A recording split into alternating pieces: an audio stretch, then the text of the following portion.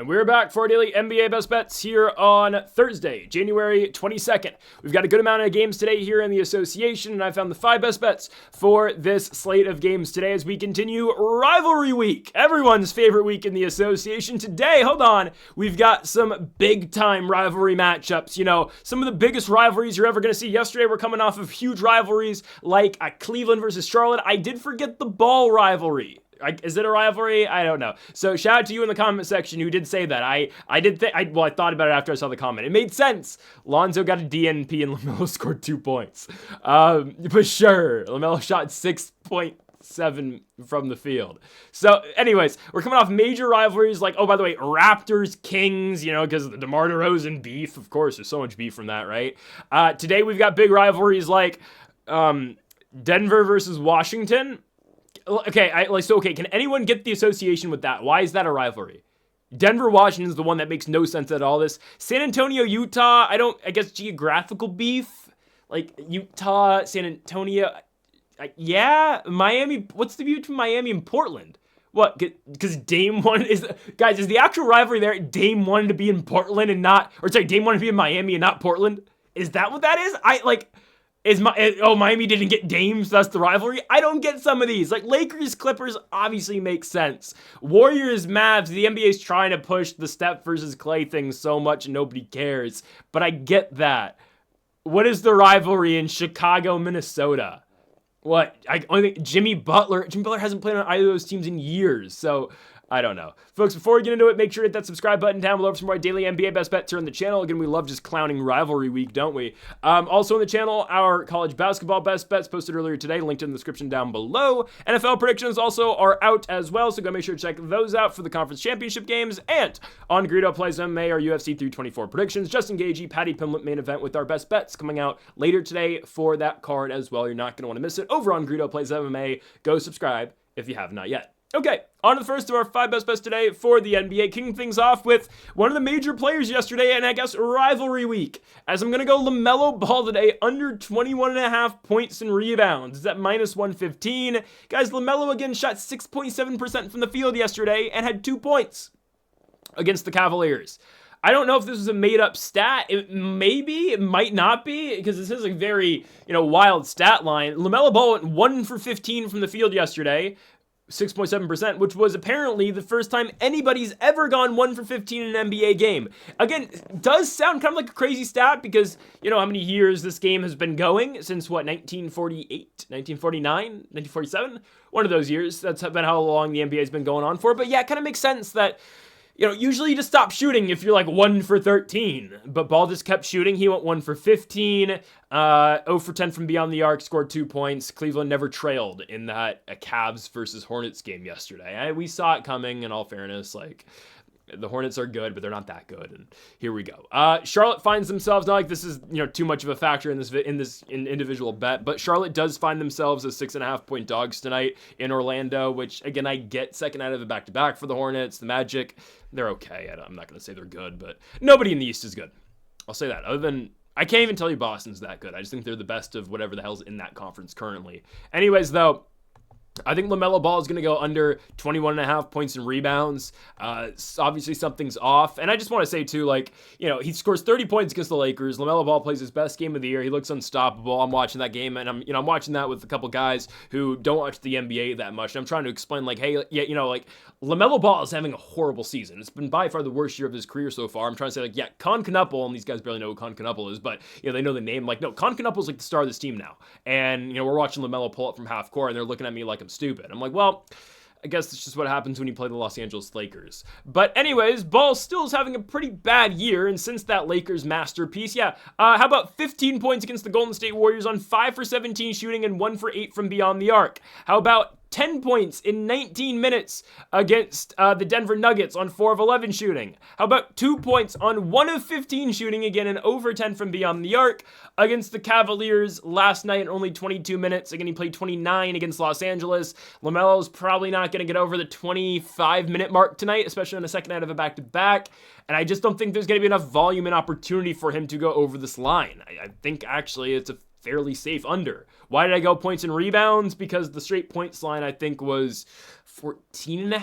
I think it was I'm pretty sure it's 14.5, and I just like, I don't think Melo is going to get 7 boards, so I'm going to take this instead. I think this is a much better line, much safer line. In terms of if you're worried about LaMelo Ball's rebounds, averages 5 boards per game, hasn't gone over 7 boards per night since the Clippers game. Last 4 games for him, 6 rebounds, 4 rebounds, 1 rebounds, 5 rebounds. Again, there's a very, and obviously with lower minutes too, more of a potential he just gets. I'm not gonna say he gets completely shut out, but there's more of a potential he's on the lower end of rebounds tonight than he is on the higher end. So I think so that's why I felt somewhat decent in throwing the rebounds in there instead of just going straight points or PRA or PA or points and assists. Obviously for LaMelo Ball, again on the season he averages 20 and 5, but obviously recently that's not been the case for him. Again, there are still the great games, and you'll see them for every once in a while for Ball. 30 points against Los Angeles, 33 against the Pacers. You take those out. Yeah, he's not having the best month.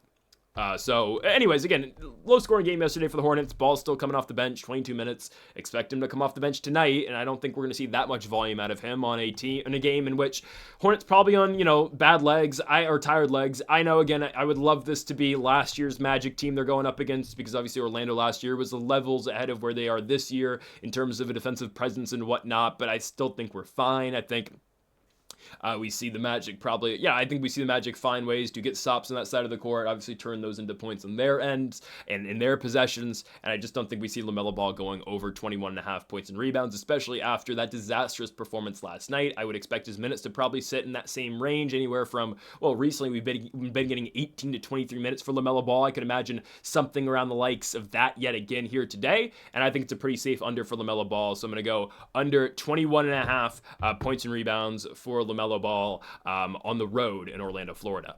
On now to our second best bet of the video. Let's go to our first spread play of the day. I'm going to take the Denver Nuggets to go to Washington and win. I know the last time they played Washington was a little too close for their liking, I'll say.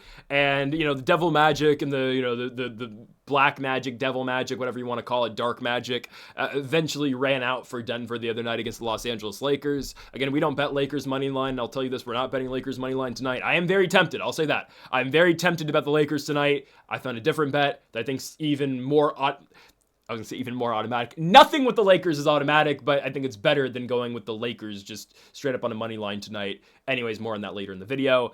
Denver eventually loses to the Lakers, right? Hey, the Doncic Lakers are 3-0 against the Denver Nuggets. We are defeating the evil over in Denver, and Lakers needed a great comeback and had to come back from behind and only win by 8 against a team with no Jokic and no Cameron Johnson. That's 2 of their 5 starters. We barely got by a team who didn't have 40% of their starting lineup. Yeah, I don't like that, but Lakers won, so I can't complain too much. But, I can always find ways to complain about the Lakers, can't I? Because that's for the right reasons. Anyways, Denver loses to Los Angeles. They're coming off back-to-back L's to Charlotte, 110-87, and losing to Los Angeles 115-107. Again, I almost punched a hole in my television set, not literally, but I felt like doing it after Jamal Murray hit that half-court shot. But you know what? Honestly, hold on. I didn't, when Jamal Murray hit that half-court shot at halftime, beyond half-court shot, I need to rephrase that. I wasn't mad. I just laughed. I was sitting down, I was eating, watching the game, just came back from the gym. I'm just sitting there.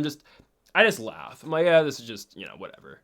I may or may not have bet on the Lakers. Okay, I don't always put that in the video, but sometimes I can't help myself. Okay, and I was right with this one against Denver, and I was right the game before against the Raptors too. Again, I don't put that in the video because I don't want to put you guys through what I have to put. I don't want to put you guys through what I have to go through every day with Los Angeles. But anyways, I'm just sitting there. I just laughed.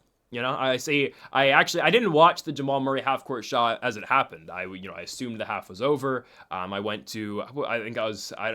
eating a salad, I believe I was. I was eating a salad.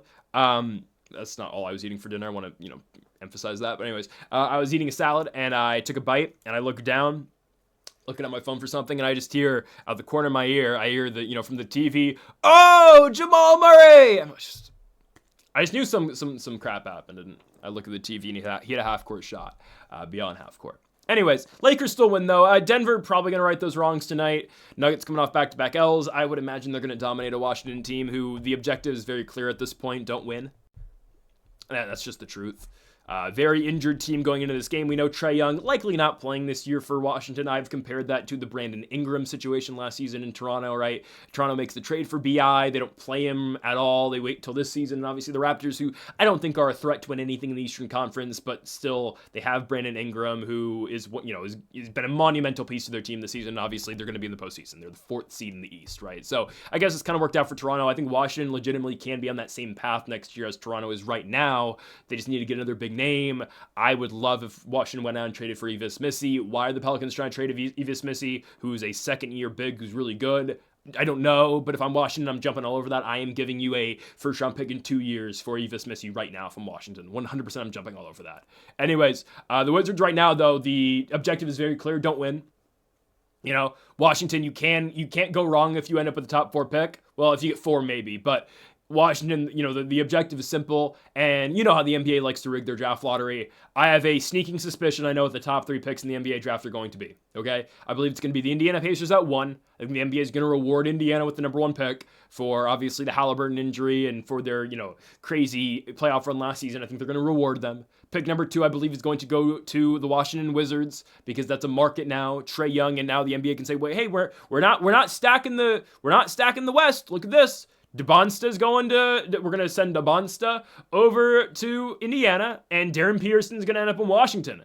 And then the Dallas Mavericks are going to get Cam Boozer at 3. And the NBA is going to be like, well, that's just how the balls landed. Oh, they got 3. We're just building a dynasty here. We're just building not a dynasty, we're building a super team here. It's like we built one in San Antonio. Come on. They're going to find, that's how they casually just snuck Dylan Harper to San Antonio last year. Dallas is going to find a way to have the 3rd pick. And then who gets Caleb Wilson? I don't know. Maybe the NBA will not give anything to Utah. They'll throw Caleb Wilson over to Memphis or something. I don't know. Anyways, maybe Sacramento will get rewarded with him. But the top 3, that's just my guess on that's going to go. Washington, they're not trying to win a basketball game right now. It's very clear just the way they're managing Trae Young. Tonight, Marvin Bagley questionable, Chris Milton questionable, Vucevic, out, Bilal Coulibaly questionable, AJ Johnson questionable, Cam Whitmore, Trae Young obviously still out. Okay, I mean, some of your starters are still playing. Trae Johnson, Keyshawn George. I guess that means Justin Champagne's starting tonight. Alex Sarr. Come on. Give me the Nuggets. Give me Denver. I know, again, Jokic is still a couple games away. I'd say probably a couple weeks away. Jamal Murray, questionable tonight, if I'm not mistaken. Probable, that's fine. Valanciunas, questionable, might play today. Christian Brown, that injury with Christian Brown might be a lot worse than the media, or at least the Nuggets are telling us it is, because he's been out for a couple weeks at this point, and there's been really no update on Christian Brown. I'm pretty sure he's going to be at the game. I think he travels still, but a little odd. But the main thing for the Nuggets, though, Hardaway playing, Jamal Murray playing, Aaron Gordon playing. Nuggets should win and cover. On now to our 3rd best bet of the video. We move to our 2nd spread of the day. Going to take a chance with Chicago here on the road. Give me the Bulls plus 9.5 in Minnesota against a struggling Timberwolves team. Again, it's apparent the Timberwolves are struggling mightily right now. Minnesota has fallen now to 7th in the Western Conference. I look at the West. I do see 6 pretty clearly. I see pretty clearly the 6 best teams in the conference, and I will rank them: OKC, San Antonio, Denver at full strength, Houston, Los Angeles, Minnesota. Those are the top 6 teams in the conference, and then there is Phoenix. I don't believe the Lakers are winning anything. I don't believe the Timberwolves are winning anything. That's it. I think that, and then I think the only 4 teams that can actually win in the West are Thunder, Spurs, Nuggets, Rockets. We all know it's going to be the Thunder. But anyways, right? I still think those 6 are by far the 6 best teams in the West right now. Yes, the Suns are in there. The Suns, I think eventually, when it all plays out, I know they're going to get Jalen Green back eventually. I think as more games are played, I believe Phoenix is going to drop into the 7, and they're probably going to play Golden State in the first round, or in the play-in. They'll probably win, and we'll probably end up seeing probably Phoenix in the 7. I believe the Clippers in the 8 when we get into the postseason. So I think we are going to see Clippers Thunder in the first round. That's neither here or there, though. What I'm trying to get at here is the Minnesota Timberwolves, for now, have fallen into the play-in. Will they bounce back eventually? Probably. Will they win tonight? Probably. But I am going to go at Chicago plus 9.5 on the road. A Bulls team that sneakily is getting better, and they're playing all right basketball right now. The Bulls are now back to only 1 game under 500. We took them to beat the Clippers the other day and cover against the Clippers. And I said at the time, really weird line. I was like, I don't know if the Bulls should be this big of a favorite, but there's a reason they're this big of a favorite. Obviously, Kawhi Leonard's not playing. Josh Giddey, we thought was coming back for that game. Giddey was still held out for that game against against Los Angeles, and the Bulls blow out the Clippers. They win the game at 28 points, obviously coming off of a huge performance out of Kobe White scoring 27. So big factor tonight for Chicago is Josh Giddey back. Again, I fully expected Giddey back for that Clippers game. Giddey was making good progress, at least so we were told by Chicago and Billy Donovan. We thought, he was assigned to the Windy City Bulls for like 8 hours, and they brought him right to 2 hours, and they brought him back up, obviously, to the NBA team. Again, I don't know. I just don't get why the Bulls do that. I feel like they're the only team in the NBA that really uses their guys and sends them back and forth. I get it because they're the Bulls are in Chicago, obviously, and at the United Center, and the Windy City Bulls are at Hoffman Estates over, I think, that's like 10 minutes, I think the Now Arena is from Chicago, regardless, or from the United Center, that doesn't matter. Anyways, I thought Giddey was going to be back last game. I'm starting to think no Giddey tonight. I think if you're Chicago, you held him out for the Clippers game, and if he's still questionable tonight, you probably just told him till your next home game, which is on Saturday against Boston, a game where tickets are $203. Oh, because everyone's awaiting the return of Josh Giddey, obviously, right? I mean, that's the only reason. No, yeah, right. It's Derrick Rose's retirement night, jersey retirement night. So that makes sense. I think if you're Chicago, obviously that night's going to be about Derrick Rose, where his jersey's going to be hung next to Michael Jordan's forever in Chicago, which, all right, MVPs, right? But if you're the Bulls, yes, there is still a basketball game to be played. You'll probably want to try to win that game against Boston. They won't. But actually, it might be a good spot to get Chicago up plus money in terms of a spread. Anyways, though, you want Giddey back for that game. You probably want to return him at home rather than on the road. So I don't honestly expect Giddey to play this rivalry game between the Timberwolves and the Bulls. Big rivalry in Minnesota, obviously. That's been talked about for years. So probably no Giddey tonight. Obviously, that means, okay, Kobe White's going to have to do a lot of the scoring. We're going to have to see, a lot of Vucci main as well. Minnesota, though, a team that's just struggling. How about 3 consecutive L's for the Timberwolves? 2 of those, though, I can understand. Again, those are games, if you're Minnesota, you'd like to win because these are the other elite teams in the West. But a 5-point loss on the road in Houston. Next night, a 3-point loss in San Antonio. How about 55 points, by the way, for Anthony Edwards against San Antonio on Saturday night? Did that just, not get talked about? I feel like that got, no media coverage at all. Probably because the NFL was on the same day. But Ant quietly scored 55 points against San Antonio. And then they go play Utah. Ant scores 38. His team loses. They lose in Utah at Elevation at the Delta Center. They lose 127-122. And the Timberwolves have found themselves as losers in 3 consecutive games. They'll probably win. Are they going to win by that many points? I don't think so. I'm going to take Chicago. Guys, Chicago, people forget, man, the Bulls, you don't want to play this team. No, you don't want to play them when you're in desperate need of a win and if you need to cover points, because again, the way that they play, they push a pace, they're in your face all game long, they're shooting, short possessions, they play, what can I say? They don't play great defense, they try, though, kind of. They play hustle defense. Obviously, Giddey's the main player on the team that actually cares, but I think Chicago can give Minnesota some trouble here. Guys, it's a Minnesota team that's so they got 39 points out of Julius Randle in that loss to Houston. They got 55 points out of Anthony Edwards in the loss against San Antonio. And then they got 38 points out of Anthony Edwards against Utah. And they lost all of those games. They're getting big scoring nights out of Ant plus Julius Randle once. And they're still not finding ways.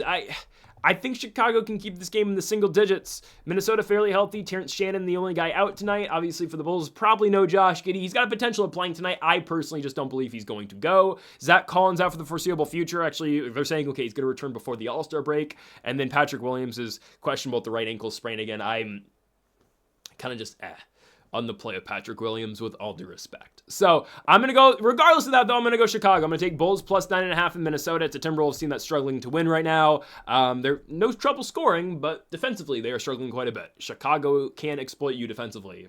They're as good as a 21-22 team can be offensively. Give me the Bulls to go on the road to Minnesota and cover against the Timberwolves. Plus 9.5.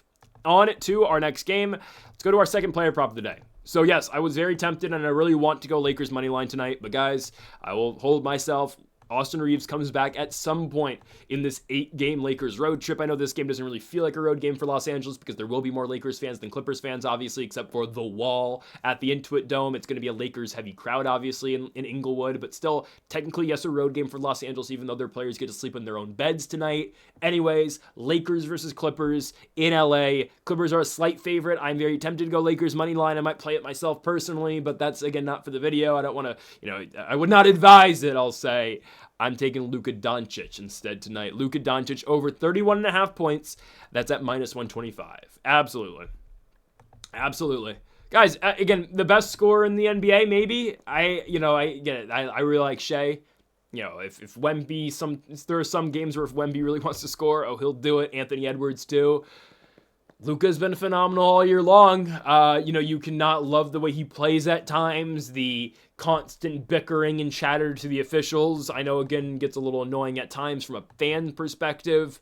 But Luka's going to score. And when Luka can get hot from beyond the arc, he's one of the most unguardable players in the league because he is just that good. Doncic coming off a 38-point triple-double against the Denver Nuggets on Tuesday night. How about 38, 13, and 10 for Doncic? That's really great. Game before against Toronto, only 25 points for Luka, but prior to that against Charlotte, how about 39 for Doncic?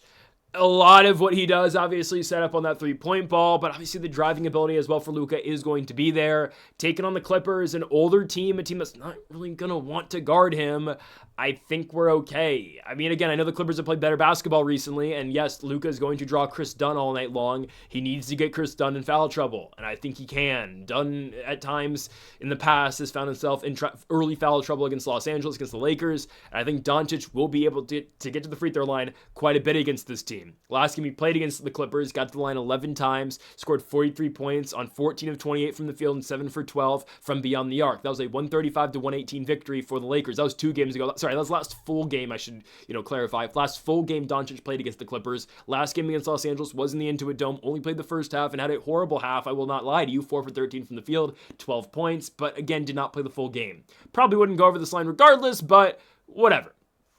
Willing to throw that game out, played right before Christmas. Last full game Doncic played against this team, though, he was electric.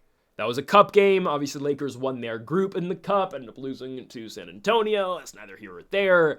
They should win this game, and it should be a big reason on why they win this game should be Kawhi Leonard. Now, I do need to talk about it. Kawhi Leonard. Luka Doncic should be a big reason if they win the game or not. Okay, Kawhi Leonard. I don't know if Kawhi's playing or not. Actually, no, I can say Kawhi is playing tonight. Kawhi was shut down for the rest of the road trip for the Clippers. They sent him home, not like Chris Paul, but they did send him home after their game. Oh, goodness. It was before the Wizards game. It was after, I'm blanking on who they played before Washington. It was after the Toronto game. It was after the Toronto game because they played Washington, Toronto, then Washington because schedules. Anyways, after the Toronto game, they send Kawhi home. He got injured, and they get by without him. I guess they go 1-1 post Kawhi injury. They win in Washington and then proceed to lose to Chicago against the Bulls by 28 points. So Kawhi's probably coming back tonight. I mean, I kind of, I said it at the time when we heard the news that Kawhi was sent home, I laughed and I was like, all right, well, obviously he's going to come back to play the Lakers. It just makes sense, even though you could just wait and hold him until Sunday's game and give him a couple more days off. But no, they're probably going to play him against the Lakers tonight, and I'd be shocked if they didn't. So I expect Kawhi to play. I expect him to be somewhat on a minutes restriction, though, and that's the problem. I keep saying it. I've been saying it for a while. That's the problem with the Clippers doing what they're doing right now. They're winning. They're only 5 games under. The Clippers, are they back in the play-in spot again? I know, again, because the Grizzlies, they're still at the Grizzlies haven't won yet. So the Clippers are still in the play-in. They're in the 10. Grizzlies are in the 11. But it's the problem with the way that they're playing right now. And I've given the Clippers a lot of credit. I've given Ty Lue a lot of credit. He set a goal for his team. Okay, we got to win X amount of games in X amount of time, and we should find ourselves in a play-in and potentially a playoff berth at the end of the season. And so far, so good for the Clippers. Obviously, it's going to be very tough for them to break into the top 6, but they will be in a position at the end of the season where they will be in a spot where if they win a game or two, they're going to be in. And the way, again, I said it earlier, I believe they're going to get probably the Warriors in the first play-in game or the second play. I think they'll beat the Blazers in the first play-in game. I think they'll beat the Warriors in the second play-in game. I think in must-win spots, the Clippers will get it done, and they'll probably then just end up getting swept by the Thunder in the first round. But again, a playoff berth is a playoff berth. My problem with this team is the extended minutes both Kawhi Leonard and James Harden are playing. These guys are not young. Harden's 36, 37, Kawhi 34, I believe. But obviously the injuries have always been a concern throughout the entire career of Leonard, especially since he's gotten to Los Angeles, obviously with the load management. Now you don't have an option to load manage. You got to play him 100% of the time. He's being used more than he ever has, really, since he played in Toronto when they won a chip. How are you going to manage that? And eventually, again, I hate to say it, and I it sucks saying this, but it's the truth. The fatigue and the minutes eventually are going to catch up to the Clippers. And the truth is, it is happening right now. Again, well, they'll play through it tonight, But long term, and I said this a month and a half ago when they started winning, I was like, okay, this is great. They beat Detroit. They were able to beat Portland. They beat the Lakers the first time. And that was the game that sparked it, was that win against Los Angeles. They were 6-21. They beat the Lakers. Now they're 19-24. That was the one that sparked it. They found something that worked. Kawhi dropped the 55 points against Detroit. But again, all these minutes they're playing. And yes, you can't deviate from it now because it's working and you're winning all these games. So you have to keep doing what you're doing. But I don't know, man. Eventually it's going to start to, it's going to fall off for them. I think the Lakers can be good tonight, but regardless, I think Doncic is going to score. I'm not too concerned about the Chris Dunn matchup. Luka's just got to hit his shots. He'll be fine. Got to get to the free throw line. We should be okay. Doncic, over 31.5 points for the Lakers on the road to the Intuit Dome against the Clippers. On to our final. Best bet of the video, we go to a money line play to close the night. Same time as the Los Angeles game, but here it is. Portland Trailblazers at home against the Miami Heat. Portland minus 115. Give me the Blazers. So I kind of just, kind of glossed over Portland a little bit ago when we were talking about the Clippers and their pathway to get to the postseason and the teams they're likely going to face in the play-in. And I said, they'll probably beat Portland and they're going to go and probably play the Warriors in the second play-in. There's a chance that's actually the flip. The Golden State's the team they play in the first play-in game and Portland's the team in the second play-in game. Or potentially, Portland might get in outright. I don't know. Portland's actually playing really good basketball. They're at 500 now, but they've won 3 in a row and they've won 8 out of their last 10 games. And with the direction the Warriors may be going in with the Jimmy Butler injury and obviously the lack of star player and obviously the lack of star talent and just talent in general, I guess, not even just star talent, but lack of talent around Stephen Curry, they're in some deep water. Anyways, though, Portland's playing phenomenal basketball. Blazers are 22-22. They've won 3 in a row. Home win over the Hawks. Home win over the Lakers. They go to Sacramento and take down the Kings and continue to just end this, or they were the one who ended the run in general for Sacramento. They are very injured, but we'll see how many of these guys play tonight. I'll just say that. They've got 4 guys tonight who are questionable. Guaranteed outs tonight are Matisse Thybulle, Scoot Henderson. Do either of those guys play basketball anymore? Especially Scoot. When the hell is Scoot Henderson going to play basketball again? Remember when there was a time, guys, you can still look this up too. There was a time where there was dudes saying Scoot may be better than Victor Wembanyama. That was a real discussion at one point in time, guys. The 7'6" guy who plays like a point guard isn't going to be really good. What? Anyways, I think Scoot can still be all right, but really? Anyways, Scoot and Matisse Thybulle are out. Chris Murray's out. 4 guys who are questionable, though. Drew Holiday, Sidi Sissoko, Jeremy Grant, and Robert Williams. Kind of expect all of them to play. Honestly, just the way Portland's schedule is, looking right now. They played Sacramento 4 days ago. They do have a second night of back-to-back tomorrow against the Raptors, but probably try to go out and win this game and deal with the Raptors game later. I don't know. We'll see how they approach things. You might see a split, though. 2 of those guys play. Probably, one of Holiday or Grant play, and the other guy plays tomorrow just because they're trying to manage their injuries going forward. We'll see how that goes. Anyways, though, I do think the Blazers win, and I really don't care who's on the court as long as Denny Adjeva, Shaedon Sharpe, and Caleb Love are playing. And Donovan Clingan. Those 4 guys are playing. That's all you really need. Adjeva is going to be an all-star. 100%. We know how good Adjeva is. Foul baiting or not, Adjeva is a bucket. I guess. Now he is averaging 26 points per game. Adjeva's playing really well, okay? You may not love his style of play at times. He doesn't really shoot the ball that well, but he just kind of forces his way into the paint. Guy averages 13 free throws per game, but it's okay. It's fine. Adjeva has one of the best whistles in the NBA, and he scores. Shaedon Sharpe can score. Caleb Love has been such a great 3-point shooting hand off the bench for this team. He has helped this team in so many ways this season, just giving them a spark off the bench, a spark that we didn't really know if Caleb Love was going to be able to provide to the NBA at all. He's given Portland that this season. The Blazers should have enough firepower, in my opinion, to beat the Miami Heat, a Miami team who is on the 3rd game now of a West Coast trip. They played in San Francisco against the Warriors, lost that game, went to Sacramento, beat the Kings, and now here's a 3rd game on this West Coast trip in Portland before going to Salt Lake City and playing in the desert against the Phoenix Suns in a couple days as well. I do think Portland gets them here. The Heat have some injuries. Tyler Hero obviously out for the entire road trip. Khalil Ware might not play tonight either, who's another massive part of this team. Obviously, their other big beside Adebayo, depending on the game, Ware doesn't play at the same time as Bam, but regardless, he's a big-time player for this team. You're without 2 rotational guys. Portland's at home. I like the Blazers. Again, statistically, are they a great shooting team? No. They find ways, though. It's weird. They find ways to score. They get to the free throw line. Second chance opportunities are so massive with the offensive rebounding. Added Donovan Clingan, added Danny Hadjiva. They get buckets on second chances. And I like the Blazers enough to win this game, even with their injuries. I think the Blazers do it. Because, guys, here's the thing. Portland's been injured for quite a bit, and they still win. Like, I know now it says, oh, you can look at their, depth chart, you look at their injuries and say, oh, well, Drew Holiday's questionable, Robert Williams, Jeremy Grant. Yeah, Holiday, Grant, and Scoot and Tybalt, they've all been out this entire time. The Blazers have been building up and winning games and got into a play-in spot. So, not really too concerned about the injuries now. As long as, again, Hadjiva, Love, Sharp, and Clingan are playing, I'm going to continue to side with Portland. Give me the Blazers at home to beat the Miami Heat. -120 for Portland at home at the Rose Garden, at the Moda Center, again, beating the Miami Heat.